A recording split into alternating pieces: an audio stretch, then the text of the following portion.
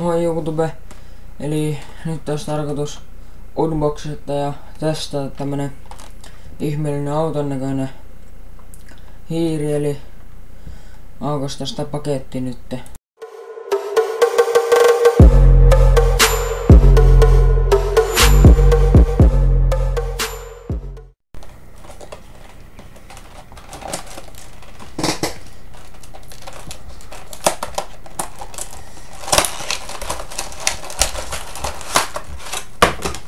Näin, no se nyt ei ollut yhtään vaikeaa.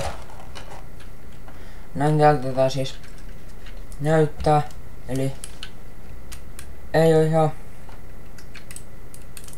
ihan niin hyvä tää kädessä toisin kuin tää mun pelihiiri tässä. Eli tässä on nää tällaiset ja tää juttu. Sitten tää batterilaitas noin sivuun.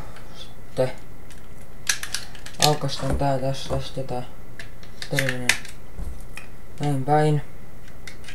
Sitten miten tää näin. Eli mä nyt laitan tän tähän tietokoneeseenkin.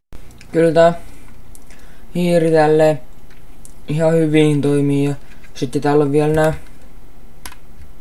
ihme valot, jotka on tästä päälle, joka ei nyt on niin jännä, eli kyllä tää ihan hyvin toimii tää hiiri, eli